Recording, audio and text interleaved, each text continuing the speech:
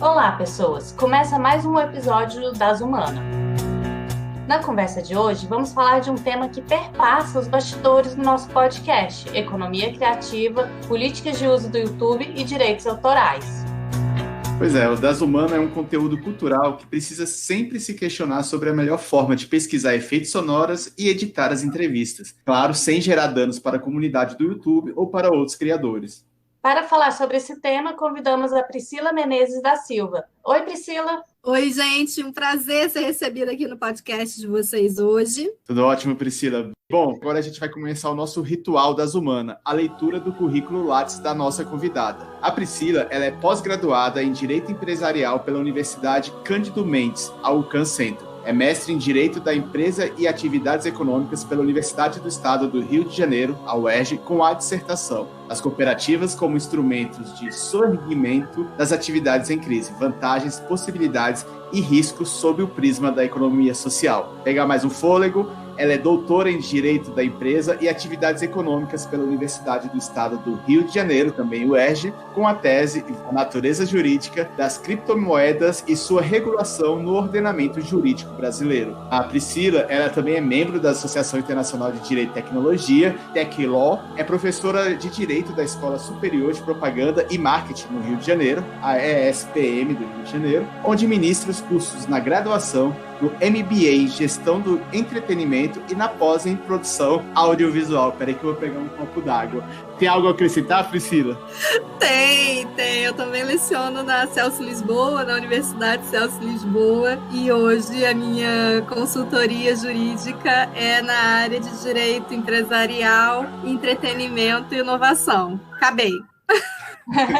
Perfeito, Priscila, seja bem-vinda. E a gente vai começar o podcast hoje tentando dar um olhar de entender por que as pessoas pesquisam determinados temas. E como o currículo Lattes que o Leiberson leu impressiona bastante pelo comprimento dele, e a gente percebe que você trabalha em áreas de direito empresarial, propriedade industrial, inovação e entretenimento, direito autoral e economia criativa, eu queria entender o que te levou, o que te motivou a transitar por todas essas áreas. Gente, em primeiro lugar, eu quero agradecer o convite para esse bate-papo, e eu achei a ideia de vocês super legal, porque os pesquisadores, eles têm realmente um bastidor, tem algo ali que motiva, essas coisas não saem do além. Eu acho que a única coisa que foi mais aleatória na minha vida foi a escolha do direito empresarial. E eu costumo brincar que poderia ter sido direito penal, poderia ter sido direito administrativo, a diferença foi um professor que percebeu que eu estava muito triste. Eu estava no 6º período da UF, eu estudei na UF, e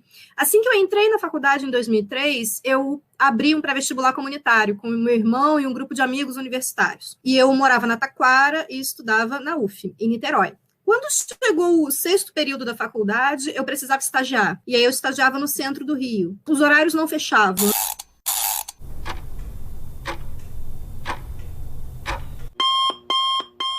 Gerenciar um pré-vestibular em Jacarepaguá, estudar em Niterói, estagiar no centro. Os meus pais ainda fizeram uma tentativa de me dar um carro para ver se os horários ficavam mais facilitados. O carro também não resolveu o problema, e aí eu precisei abrir mão do projeto do pré-vestibular. No pré-vestibular, além da coordenação, eu dava aula de história. E eu fiquei muito triste, eu sentia muita falta daquilo, e o professor Edson Alvise, muito querido, um dia olhou e falou: você estava sempre sorridente, fazendo bagunça na sala, você tá xoxa, tá triste, o que aconteceu? Aí eu contei toda a história do pré-vestibular. E ele falou: isso tudo é porque você não tá dando aula? Faz a prova de monitoria que eu deixo você dar algumas aulas. E o professor Edson Alvise era professor de Direito Empresarial. E eu gostei muito da matéria, fiz a prova de monitoria, fui monitora até o final da faculdade, e acabei saindo pronta para dar aula, e como percebi, né, já dava aula desde muito nova, comecei a dar aula aos 16 de inglês, para não perder a fluência e tal, então eu sabia que independente do que eu fosse fazer do ponto de vista da carreira jurídica, eu também iria dar aula. Então empresarial é graças. Daí eu fui buscando as especializações na área para poder continuar dando aula nesse ramo do direito. Quando chegou a época do mestrado, eu comecei a ter uma angústia em relação à dissertação.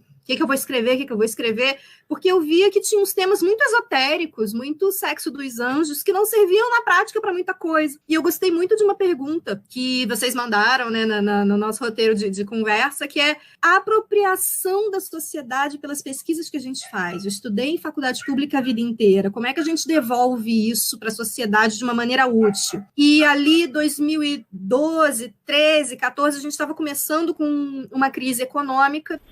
O que a gente vê agora com o novo governo, né, a própria presidente já sinalizou, ela vai ter que mexer em alguns pontos fundamentais, como, por exemplo, na expansão do crédito, é um dos pontos que ela vai ter que mexer, porque, como você mesmo levantou, né, a indústria teve um dos piores desempenhos aí que a gente teve nos últimos anos. A indústria está numa estagnação, ela não está fazendo o processo produtivo, o crescimento do processo produtivo. Isso faz com que a gente fique com uma economia, como a gente pode ver através do PIB, né, uma economia muito baixa. Tinha muitos negócios quebrando. E eu tinha apresentado um seminário muito interessante sobre cooperativas, a pedido do professor Alexandre Assunção, a quem eu tenho um carinho infinito. E ele falou, olha, talvez você possa pesquisar cooperativas na sua dissertação. Você apresentou um seminário tão bom. Eu falei, tá, mas eu vou falar o quê de cooperativa? E aí eu vi, naquelas leituras que a gente faz, que a gente depois já nem sabe de onde é que veio, eu vi que tinham muitas empresas quebrando, e como não tinham condições de pagar os seus empregados, elas entregavam todo o maquinário para os empregados para pagar as dívidas, e eles continuavam tocando aquela empresa. Então eu descobri que isso estava acontecendo muito na região do ABCD paulista, e daí eu resolvi pesquisar como é que a gente poderia soerguer, levantar, recuperar essas empresas em crise através da transformação em cooperativas. Foi um trabalho que eu gostei muito de fazer. Eu pesquisei 64 cooperativas. É muito bonito você ver o cooperado que sai do chão de fábrica e recebe treinamento adequado para ir para a gestão do negócio, porque ele realmente tem uma visão sistêmica, ele tem uma visão holística da coisa, e existe ali um crescimento muito grande desse trabalhador que passa a ser gestor. Então, foi um trabalho que eu gostei muito de fazer. Quando chegou a época do doutorado, eu ia desdobrar esse trabalho das cooperativas, eu ia aprofundar, eu queria ver se elas realmente tinham se recuperado, se continuavam de pé, se tinham quebrado, o que tinha acontecido, se continuavam no formato de cooperativa ou se tinham virado outra coisa. E no segundo ano do doutorado, eu comecei a receber demandas de clientes no escritório que queriam abrir negócios baseados em criptomoedas. Era a época que o Bitcoin estava ali bombando, e as pessoas queriam abrir negócio, queriam abrir empresa, integralizar o capital com Bitcoin, queria saber se dava, se não dava, queriam criar suas próprias criptomoedas. E eu cheguei num ponto que eu falei, olha, não dá para eu ter uma tese de doutorado, que é uma coisa que eu tenho que estudar com tanta profundidade, e eu prestar consultoria de uma coisa absolutamente nova e que eu tenho também que estudar com muita profundidade. Tive que passar muito óleo de peroba na minha cara para virar para o meu orientador e falar, então, é que eu queria mudar de tema, morrendo de medo dele falar que não. E foi uma grata surpresa, porque imediatamente ele topou a empreitada e falou, olha, não faço ideia do que você está dizendo, mas tem um caráter inovador, tá bombando, tá na mídia, não tem lei sobre isso, a gente vai precisar falar do assunto, vamos lá. Comissão Especial analisa projeto que torna efetiva a inclusão de moedas virtuais como forma de pagamento no Brasil. O texto da proposta prevê que essas transações sejam supervisionadas pelo Banco Central como forma de diminuir os riscos para os usuários. E aí ele me deu de presente uma orientadora, a professora Maria Eugênia Finkenstein, da PUC de São Paulo, que já era mais letrada nesse aspecto digital, então a gente conseguiu navegar bem. Eu tinha um professor Alexandre, que era especialista empresarial, hoje titular da FND, da Faculdade Nacional de Direito, e a professora Maria Eugênia, mais letrada na parte de direito digital, para navegar nessas áreas. Então, na verdade, todo mundo tem essa curiosidade. Pri, como é que você saiu de cooperativa para Bitcoin, pelo amor de Deus? Eu falo, gente, foi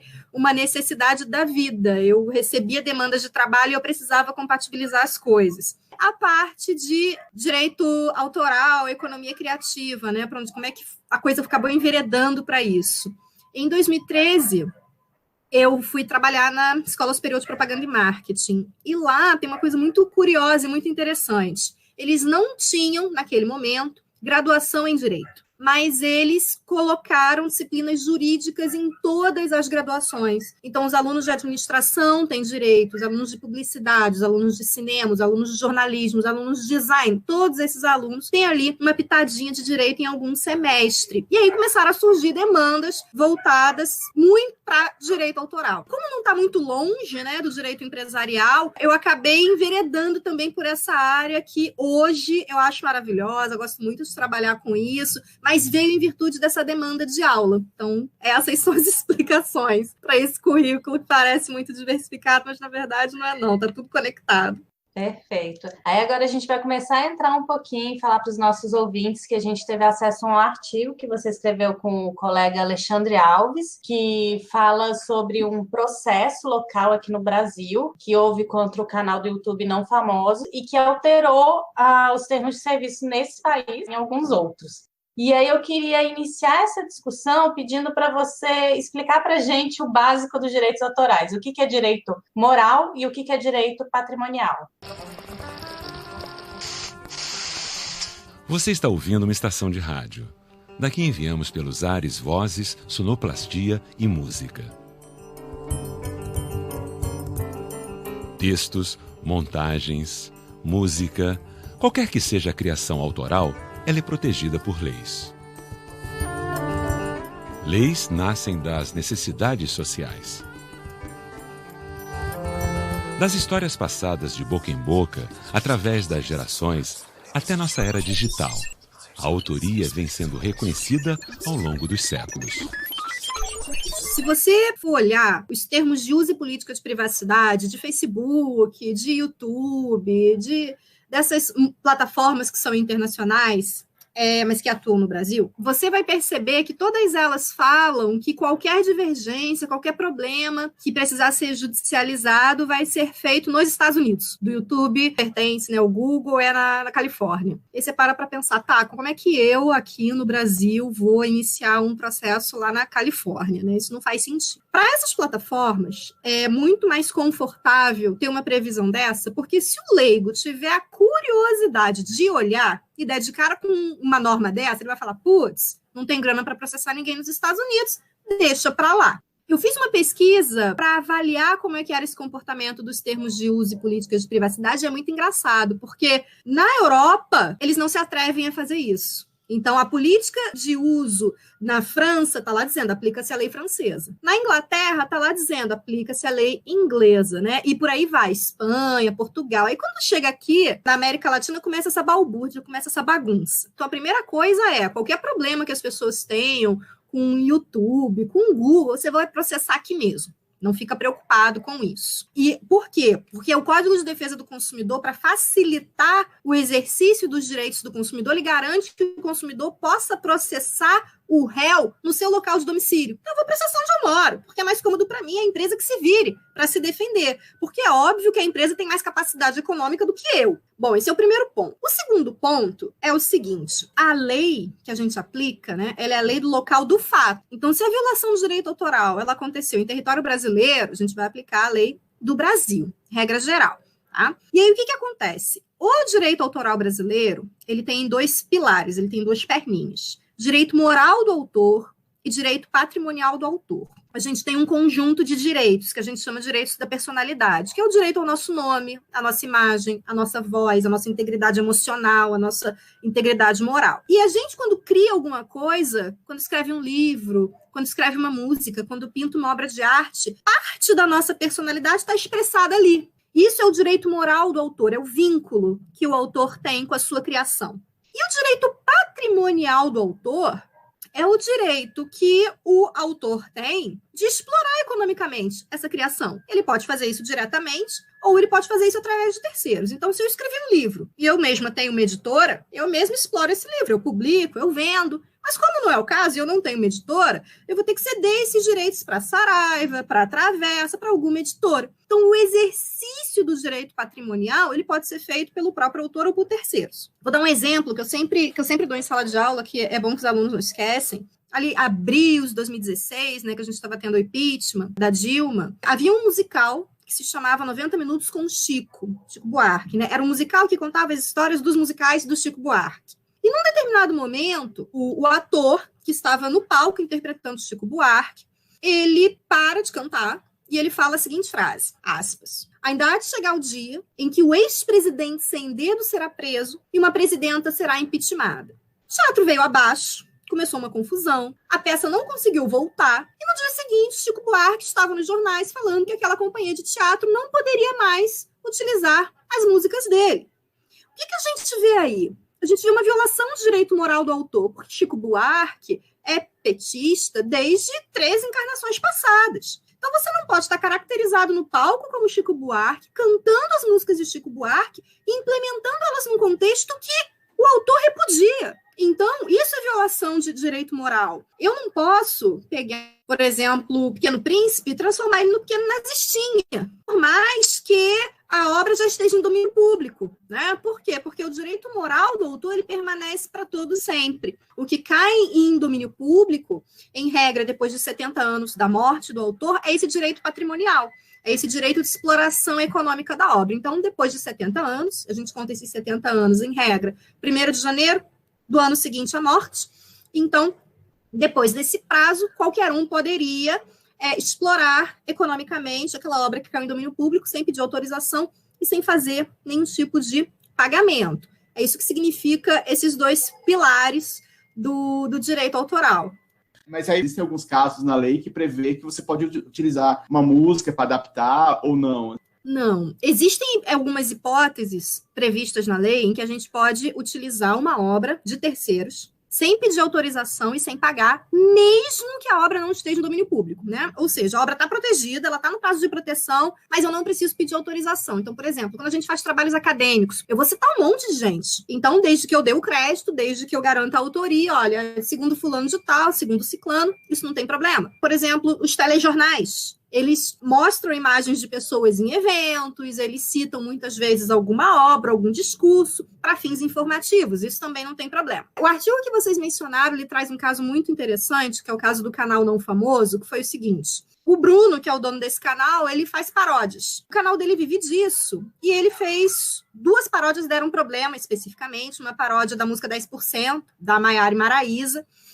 E a paródia da música Malandramente, do Nego Bom, acho que é Leandro, se eu não estou enganada. E aí, o que aconteceu? Essas paródias explodiram no canal dele, e a gravadora fez contato com ele e falou assim, então, você está fazendo uma paródia aí com base nas músicas dos meus artistas, que a gente aqui gravou. E você está ganhando dinheiro com isso, porque os seus vídeos são monetizados no YouTube. Então, 50% da receita tem que vir para mim, gravadora. Aí o rapaz vira e fala assim, não, foi conteúdo que eu criei. Aí a gravadora falou, ah, é? Então tá bom. Fiz uma denúncia pro YouTube de violação de direito autoral. O que o YouTube fez? Derrubou os vídeos. O que acontece? Tem um outro problema nessa questão por trás do Content ID, que é esse mecanismo do YouTube para resolver demandas envolvendo direito autoral. Quando você tem um vídeo derrubado, o algoritmo automaticamente começa a jogar os seus outros vídeos para baixo no feed. Então, fica difícil para as pessoas verem e, consequentemente, se os seus vídeos são monetizados, você vai perder dinheiro com isso, porque as pessoas não vão assistir. E aí o Bruno entra com uma ação contra a gravadora e contra o Google, porque o Google é o proprietário do YouTube. A tese que foi parar no Superior Tribunal de Justiça, esse caso foi até Brasília, foi a seguinte: paródia tem finalidade lucrativa ou não? Porque ninguém tem dúvida que uma das hipóteses em que a gente pode usar o conteúdo alheio sem autorização é para fazer sátira, aquelas charges que a gente vê em jornal, e também para fazer paródia. A questão é, essas paródias podem ser monetizadas? E aí, olhando para o texto da lei, não tem nada lá dizendo que a paródia não pode ser monetizada. Está dizendo que ela não pode trazer descrédito para a obra. Quando você olha as paródias do Bruno, elas são bobas, elas são engraçadas. Então, a da Maiara e a Maraísa é uma menina com um namorado num restaurante, e ela comeu mal, fica tendo gases, está com medo de perder o namorado, porque o namorado vai pagar a conta. Então, e ele nem está caracterizado como a Maiara ou como a Maraísa, então não tem nada a ver. O clipe original dessa música é um show delas, então não tem nada a ver. A paródia de Malandramente é um menino, chama Medonhamente, que é um menino tonto que vive esbarrando nas coisas. Então ele bate no poste, ele bate num blindex porque ele não viu o blindex. Então não tem descrédito nenhum, não tem nada demais. Ele ganhou o processo. Então, isso foi um precedente judicial. A gente nunca tinha discutido isso no Brasil. O precedente que fica é de que as paródias podem sim ser monetizadas. Quando esses vídeos voltam para o ar, o Bruno começou a colocar um aviso. Então ele coloca o dispositivo legal, ele está até se protegendo e fala, olha, essa paródia é autorizada com base no artigo 48 da Lei de Direito Autoral. Ele começa a fazer isso e os números de visualizações disparam de novo, né? O canal que era não famoso ficou muito famoso por causa desse processo judicial. É um caso muito interessante. Priscila, quando a gente fala sobre direitos autorais, tem muita coisa que é o disse que me disse e eu muitas vezes não sei o que é lendo, o que não é. E ouvindo você falar, uma que me veio à cabeça é o seguinte: dizem que se você pegar a obra de outra pessoa, mexer a um ponto que você criou uma obra nova, que desconfigurou aquela obra anterior, não tem problema em termos de direitos autorais. E aí eu também já ouvi aquela outra do mas se usar só 15 segundos de música, pode. Aí eu queria que você falasse um pouco sobre o que é mito, o que é verdade. Eu vou começar pelos 15 segundos, né? Que é a pergunta do ranço, né? Então, o pessoal confunde com uma doutrina chamada fair use, que é de uso justo, que existe lá na lei norte-americana. E aí fica uma coisa enlouquecida que as pessoas querem pegar só a parte que interessa, né? Então aí quer pegar um pedaço lá da lei dos Estados Unidos, aplicar aqui, meu querido, você está no Brasil. A Lei 9.610 de 98, que é a nossa lei de direito autoral, ela não tem previsão de fair use. Então você não pode usar 15 segundos, 30 segundos, meio segundo, não pode. Você precisa de autorização do titular da obra. Quem é o titular da obra? É quem está fazendo a exploração econômica. No caso de música, a gente ainda tem dois. A gente tem a editora, que é quem vai cuidar da letra, e a gente tem a gravadora, que é quem cuida da melodia. Então, não pode. Existem casos de... Vamos pegar aqui o YouTube, né? Porque a maioria das produções ela está indo para o YouTube. Eu acho que ninguém é alucinado de, numa produção audiovisual, um longa-metragem, enfiar a trilha sonora sem ter autorização. Aí já é muita insanidade. Porque o valor que você paga antes para obter autorização já é alto. Se você já tiver produzido, esse valor vai ser elevadíssimo. Vai ser de quebrar um produtor. Agora, a galera de YouTube... O vídeo é derrubado, o vídeo fica mudo, e às vezes não faz o menor sentido você ter um vídeo sem a trilha sonora. E se você ainda tem detalhe, né? Porque o YouTube agora parece que é o principal veículo. Se você tiver 3 acusações de violação de direito autoral no intervalo de 1 ano, o seu canal é banido. Você perde o canal. Essas políticas de proteção do direito autoral, elas vêm sendo aprimoradas ao longo dos anos. Então, o algoritmo está muito inteligente, ele está muito esperto. Ele tem uma base de dados que é muito grande. Então, não pode usar. Como é que a gente contorna essa questão da música, já que música é um ponto tão sensível? Você pode usar trilha sonora que já está em domínio público. Aí você tem que tomar cuidado, né? Se a versão que está em domínio público é aquela lá original, às vezes as pessoas não percebem, gente. Musicais da Broadway, por exemplo, muitos são baseados em obras que já estão em domínio público. Por quê? Porque eu não preciso pagar pela liberação dos direitos. A minha produção fica muito mais barata. Like the Red Queen, like the Red Queen.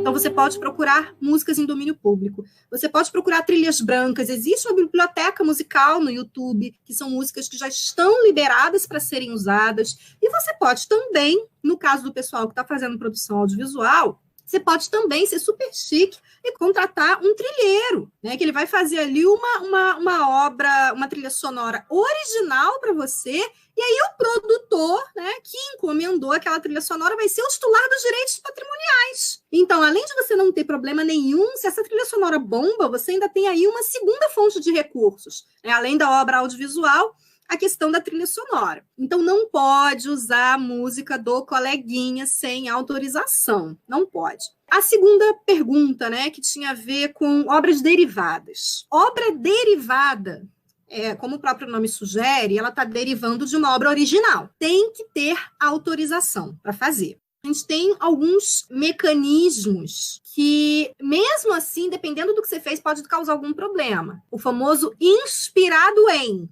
Isso aqui é inspiração, eu costumo brincar. Fala, gente, olha só. Se você se inspirou num só, a chance disso ser um plágio é gigante. E se eu pedir para vocês aqui, Juliana, lê essa sentença aqui para mim, esse parágrafo, e escreve com as suas próprias palavras. Provavelmente você vai escrever alguma coisa muito parecida com o que você leu. Agora, se eu te pedir para ler 3 parágrafos em 3 livros diferentes e depois pedir para você escrever com as suas próprias palavras, provavelmente vai sair daí alguma coisa mais autoral, mais juliana. Então, eu costumo brincar com os alunos, com os clientes. Gente, se inspira em várias coisas, busca as várias referências, mistura tudo para você se distanciar de uma possível acusação de plágio. Porque se essa questão for judicializada, você está na mão de um juiz. A gente não tem, pasmem, em regra, a gente não tem aula de direito autoral na faculdade de direito. Essa disciplina, quando muito, é oferecida como eletiva ou como optativa, ou seja, muita gente não fez. Eu mesma não fiz, na época de UF, isso não era oferecido. Eu fui estudar depois por demandas profissionais. Então, você vai cair na mão de um juiz, talvez não entenda muito do assunto, que talvez não esteja muito familiarizado, então vai ganhar um advogado que argumenta melhor. É um risco muito grande. Por exemplo, tradução. Tradução é obra derivada. Tem que ter autorização. Versão de música, né? Na minha época de adolescente, era muito comum ter aquelas músicas sertanejas em português, que na verdade eram tradução de músicas americanas. Eu acho que a gente está batendo aqui em faixa etária. Não sei se vocês lembram disso. Né? Era um negócio cafonérrimo. O rock também dos anos 80 fez muito isso. Né? Agora teve um recente que foi a Paula Fernandes, né? Com Shallow Now, que ficou super famoso, né? Então, ela pediu autorização para a Lady Gaga. Tem que ter autorização para a gente criar obra derivada, senão a gente pode cair num problema do plágio. Tem um caso que ficou famoso, do Ed Sheeran, né? Que é um cantor até que eu gosto muito. Teve uma música dele que bombou.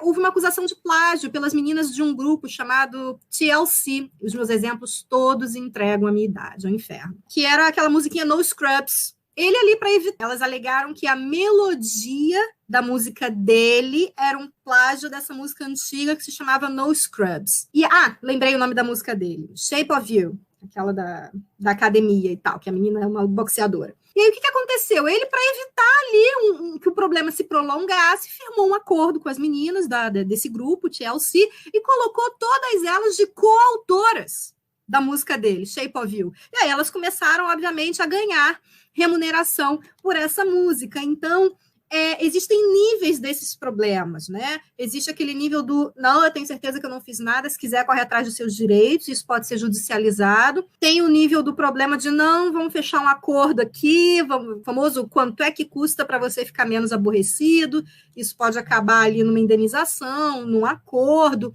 Então, tem que tomar muito cuidado, porque com a internet tá difícil de esconder as coisas. E, às vezes, você faz eu falo isso muito com alunos de cinema que já estão produzindo enquanto estão na faculdade. Gente, você faz um trabalho de final de disciplina, despretensioso, botou na internet, viralizou. Se você fez um negócio errado, você arrumou um problema. Então, vamos tentar fazer certo desde os produtos que vocês estão criando em sede de graduação, porque a gente nunca sabe o que vai viralizar.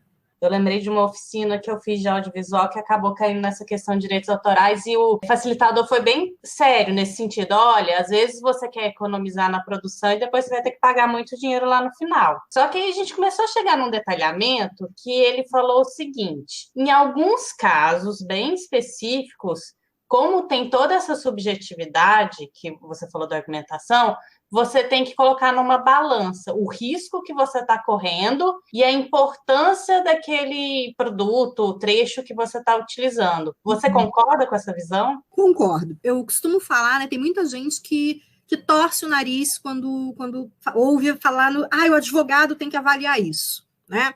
Como é que a gente faz? Em audiovisual, especificamente, a gente tem uma fase da produção que a gente chama de clearance, que vem de clear, de limpar, que é literalmente limpar a obra. Em que sentido? O advogado vai pegar um roteiro e vai ver tudo que depende de liberação de direitos. Desde você citar uma música, de você olhar um livro. Então, tem coisas que, por exemplo, você alugou um casarão para fazer algumas cenas. Se tiverem obras de arte ali, gente, você tem que liberar esses direitos, porque o teu filme tem uma finalidade comercial. Se você tem um casal discutindo e a TV do fundo está ligada e está passando Simpsons, isso é uma preocupação. E que muitas vezes ali para o produtor passa batido.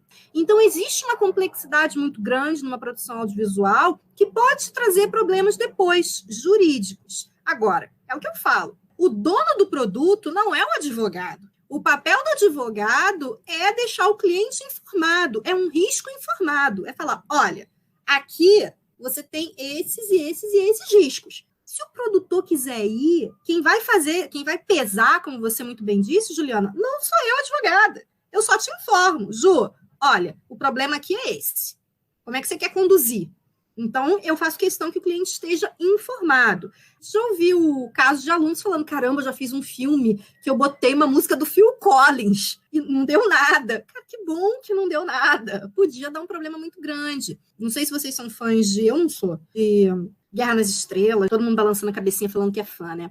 Mas o que aconteceu? Abriu uma lanchonete em São Paulo, que chamava Jedi. Quando você entrava no restaurante, parecia que você estava entrando na nave espacial. Era um negócio assim, para quem é fã, era uma experiência extraordinária.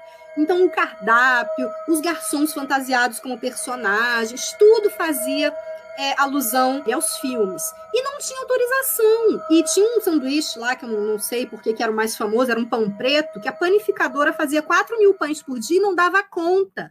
A fila para entrar no tal da lanchonete era fila de 2 quilômetros, dando volta no quarteirão. Era um negócio enlouquecido, né? Fã. E simplesmente eles receberam uma notificação, sabe de quem? Ninguém mais, ninguém menos que George Lucas. Falando assim, olha só, vocês não têm autorização para fazer isso. E deram sorte, porque ele só pediu para parar. Ele não pediu ressarcimento por toda a grana que os caras ganharam sem ter autorização. Aquilo demandava um licenciamento, que não foi feito, né? E aí eles falaram, a gente é fã, a gente não sabia, deram aquele famoso migué, mudaram o nome de Jedi para Jetai, o que é muito surreal, né? Não mudou praticamente nada, deram uma mexida ali na roupa dos garçons, das garçonetes, mexeram no menu, mas e depois fechou, parece que já fechou. Mas vejam, podia dar um problema muito sério do ponto de vista patrimonial.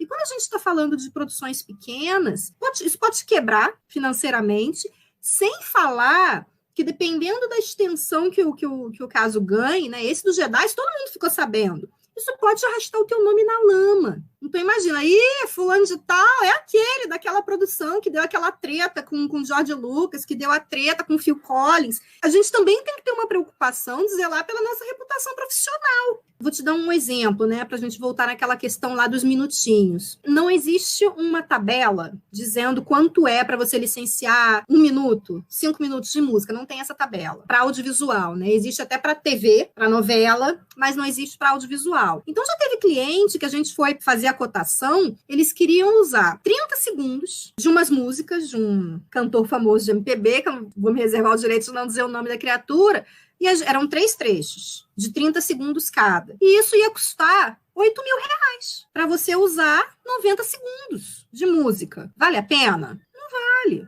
Não dá para você pedir autorização, achar que é caro, e depois fazer sem pagar, porque também acontece, né? Conteúdo online. Tem uma forma de derrubar, que é o algoritmo, né? Mas tem uma outra forma, que é a pessoa que diz, olha, esse conteúdo é meu. Mas sempre é alguém grande que diz que esse conteúdo é meu e derruba. Aí a minha pergunta é, que mecanismo é esse? Até queria que você falasse o termo. E se é possível o movimento contrário? Por exemplo, uma pessoa pequenininha fala, não, esse conteúdo é meu, você está copiando e está fazendo. Se eu desse essa mesma ferramenta, derruba aí, será que o Google ia derrubar? É interessante a tua pergunta. O que acontece? Esse mecanismo do Notice and Takedown, ele está dentro de um mecanismo de litígio que chama Content ID. O algoritmo, ele identifica essas composições, essas obras musicais, audiovisuais, que têm proteção por parte do direito autoral. E aí, como é que funciona? Se alguém reclamar, olha, esse canal, esse vídeo está usando conteúdo que é meu. Existem algumas maneiras de você resolver esse problema. A própria plataforma vai te perguntar, você reconhece que esse conteúdo originalmente não é seu e é de outra pessoa? E se você reconhecer, o que ele vai sugerir para você? Que você divida a receita da monetização do vídeo. Porque tem muita gente que pensa assim, se eu não monetizar, tem problema? Tem! A lei de direito autoral é muito clara. Não importa se você está fazendo uma festa beneficente. você está usando conteúdo de terceiro, o terceiro precisa ser remunerado por isso. E especificamente no que se refere à música, a gente trata a música com muito desdém. Porque quando a gente vai fazer uma festa, a gente aluga o espaço da festa, a gente compra comida, bebida, segurança, paga o DJ, mas a gente não se preocupa em pagar os direitos sobre aquelas músicas. Então, o YouTube ele vai te perguntar, você reconhece que o conteúdo não é teu? É de outra pessoa? Vamos dividir aqui essa monetização? Isso é um caminho. Agora, você pode falar, não quero dividir, não é meu, mas eu também não quero dividir. Então, ou seu vídeo vai ficar mudo, ou seu vídeo vai cair, vai ser desindexado da plataforma. Ou você vai falar assim, não, esse conteúdo não é deles, não. Você pode abrir uma disputa, abrir um litígio. Isso tudo, repara, dentro da plataforma do YouTube, vão abrindo prazos ali de resposta. É realmente muito interessante. Acontecem equívocos? Sim. Teve um vídeo que até era meu e do meu canal. Na verdade, eram melhores momentos de uma festa de inauguração que a gente tinha feito. E aí, de repente, eu recebo uma notificação do YouTube falando que meu vídeo estava mudo por violação de direito autoral. Eu quase caí dura, infartada. Liguei para a menina que tinha editado o vídeo. Pelo amor de Deus! Que trilha sonora é essa que você usou? Ela falou, não, Pri, fica calma. Eu usei trilha branca da biblioteca do YouTube. Quer dizer, o próprio algoritmo se confundiu. Aí eu informei o nome da trilha que estava na biblioteca. Printei a tela lá para mostrar que e deu tudo certo. Agora, e um player pequeno, né? Ele poderia se valer do mesmo mecanismo? Sim. Ele pode se valer do mesmo mecanismo. Então, se você tem uma composição que está sendo usada indevidamente por alguém, é exatamente esse mesmo trâmite que o YouTube vai fazer. Agora, tem uma vantagem nisso, né? Se eu sou um player pequeno, tem um cara grande usando a minha música indevidamente, qual é o acordo que eu quero chegar? Eu quero dividir a monetização. Eu só quero que divida, não quero que tire do ar. Mas o mecanismo é rigorosamente o mesmo, não importa quem inicie. É que é mais comum a gente ver pessoas de um menor poderio econômico utilizando coisas que já estão prontas, até porque eu acho que tem algumas lendas urbanas, né? Da mesma forma que Juliana mencionou que tem a lenda urbana dos 30 segundos, dos 15 segundos, um pouquinho eu posso usar, eu acho que as pessoas também pensam assim, mas para eu fazer uma trilha sonora própria, isso deve ser o quê? Deve ser 2 rins e um pulmão, né? E não é. Existem sonoplastas muito bons que cobram valores acessíveis. Tem pequena e média assessoria jurídica, então tem espaço para todo mundo. É uma questão da gente ir se acomodando e procurar saber também. Que às vezes a gente cria uma barreira, não, isso não é para mim, é muito caro. E você nem foi procurar saber. A partir da leitura desse artigo, eu percebo que tem algumas questões que surgem porque o YouTube não é nacional, ele é uma plataforma que atua no mundo inteiro. Eu acredito que pelo fato da gente estar nesse mundo digital, da internet... Simplesmente abrir uma conta em uma rede social, adquirir um e-mail, se cadastrou em um site ou usou algum tipo de serviço, até mesmo de órgãos públicos, já se acostumou a fornecer informações. Na maioria das vezes, quem faz isso tem que concordar com os termos de uso do serviço, textos enormes que quase ninguém lê. Tem muitos debates e questões que são levantadas que era diferente da época que a gente comprava CD nas Americanas, e eu queria meio que jogar para você. Quais são esses debates, essas questões que surgem em relação à lei de direitos autorais por causa desse novo cenário que a gente está vivendo? Cara, CD nas Americanas, né? Ô tempo! Desde que a internet ela deixou de ser aquela internet de escada, né? Que era pulso telefônico, que você usava de noite, usava fim de semana, você ia dormir, deixava o negócio baixando, acordava, não tinha baixado, você xingava a vida inteira. Com essa internet de alta velocidade, aumentaram as violações de direito autoral. Porque tudo vai para a internet. A gente baixa as coisas com muita facilidade. A gente tem uma falsa sensação de que o que está na internet está disponível, o que está na internet eu posso usar. E aí a gente precisa passar por uma reeducação. Olha, aquela foto que está na internet, né? Além do direito à imagem, do modelo que está ali retratado, você tem um direito autoral de quem fez aquela foto.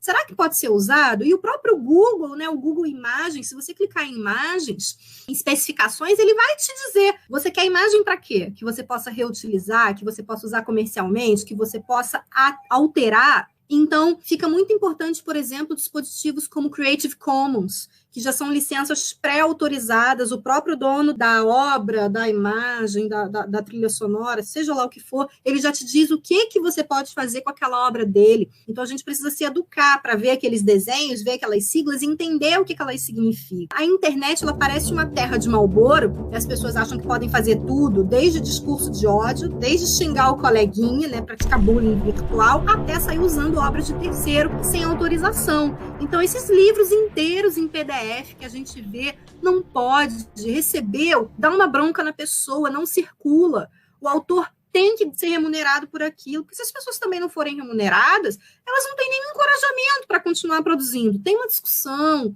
sobre isso, né? Sobre liberação total dos direitos. Eu acho que as pessoas precisam ser remuneradas pelo que elas fazem. E quem está ali escrevendo um livro, quem está ali fazendo um filme, quem está compondo uma música, muitas vezes faz isso como um meio de vida.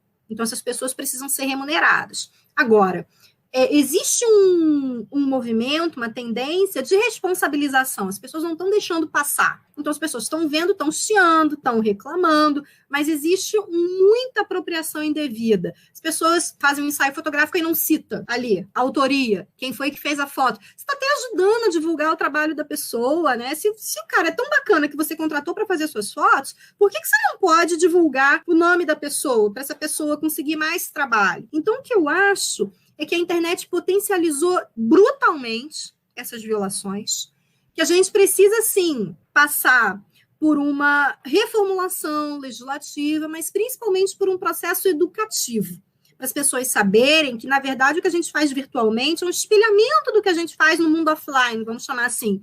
Mas aí a gente também tem esses problemas, muitas cláusulas da lei, elas são abertas. Numa música de 3 minutos e meio, o que é um pequeno trecho? Para trabalhos educativos, está sempre tudo liberado, desde que a gente dê a fonte. Mas eu acho que o que mais, além dessa questão da internet ter potencializado essa violação de direitos, eu acho que o que mais eu me ressinto é da falta de educação nesse sentido. O que a gente pode fazer ou não pode fazer em relação aos direitos dos outros? Eu acho que se a gente for aprendendo isso, a tendência é melhorar. Agora, é claro, sempre vão ter aquelas pessoas que querem ganhar em cima de um trabalho que já foi feito. Para essas pessoas, é mandar uma notificação mais engrossada, é colocar um advogado na jogada. Eu tenho colegas que tiveram pesquisas veiculadas em jornais de grande circulação, jornal impresso famoso, que cita pesquisa, mas não fala o nome do pesquisador. Oh, cara, por que você não processa eles? Eles têm grana para te pagar. Doendo no bolso faz parte do processo educativo. Mas não, ninguém faz nada, não quer se aborrecer, acha um saco, acha que vai demorar, e aí esses comportamentos indevidos vão se perpetuando. Então, acho que a gente tem que começar um exercício de atribuir responsabilidade. É chato, gasta tempo, às vezes gasta até dinheiro, te dá uma dor de cabeça enorme, mas também quando você vê que a pessoa foi punida, foi responsabilizada por aquilo, te dá também uma satisfação muito grande. Então, acho que a gente tem que parar de deixar passar os nossos direitos e começar a cobrar, começar a exercer. Já que a gente começou com bastidores, eu queria te perguntar as perspectivas para o futuro. Será, talvez, uma cooperativa de sonoplastas que recebe em criptomoeda? Adorei essa salada mista que você fez, adorei. Então, na verdade, eu defendi a tese de doutorado, né, em fevereiro desse ano, e engatamos na pandemia e as coisas estão um pouco nebulosas. Os projetos que estão em andamento, existem projetos de pesquisa ainda em criptomoedas, que são projetos de pesquisa que eu estou desenvolvendo com orientandos de graduação, então isso é uma frente.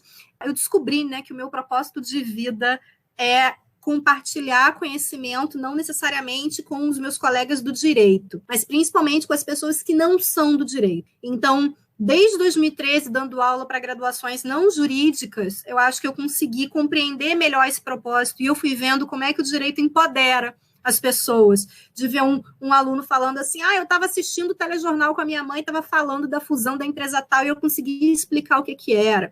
Eu estava numa loja, numa sapataria e eu consegui arrumar quizumba e exercer lá o meu direito à garantia, né? Ou então de alunos que já estão produzindo PRI, eu vou produzir um curso que eu quero fazer as coisas certinho, eu quero contratualizar isso aqui. Eu acho que esse movimento ele é muito saudável e eu estou me focando na parte de preparação de cursos para esses públicos não jurídicos, mas cursos que têm aplicabilidade prática. Então, você é do audiovisual, o que você precisa saber de direito para não tomar um processo na sua vida? Você é administrador de empresas, o que você precisa saber de empresarial para tocar o seu negócio melhor? Sem o juridiquês. O direito ele é muito elitizado, ele às vezes tem um linguajar que ninguém entende. Eu acho absolutamente inconcebível um cliente ler um contrato que ele não entende de assinar, ele não conseguir entender a fase que o processo dele está. Então, o meu exercício é de simplificar para que as pessoas entendam quais são os seus direitos, o que está acontecendo e como é que elas podem usar esse conhecimento jurídico para fazer a vida delas melhor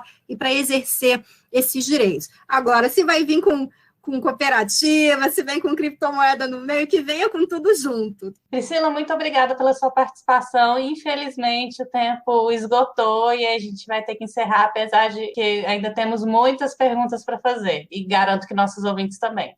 Gente, obrigada pelo bate-papo, passou voando, adorei o convite, espero que tenha sido muito esclarecedor e até a próxima. Lembramos a todas e todos os ouvintes que estamos migrando o link do feed das Humana e o podcast pode aparecer duplicado em algumas plataformas. A gente vai apagar o perfil extra no 10º episódio. Fiquem atentos e atentas para seguir novamente o das Humana, claro, se for preciso. É isso aí, até a próxima. Das Humana, a ciência sem jaleco.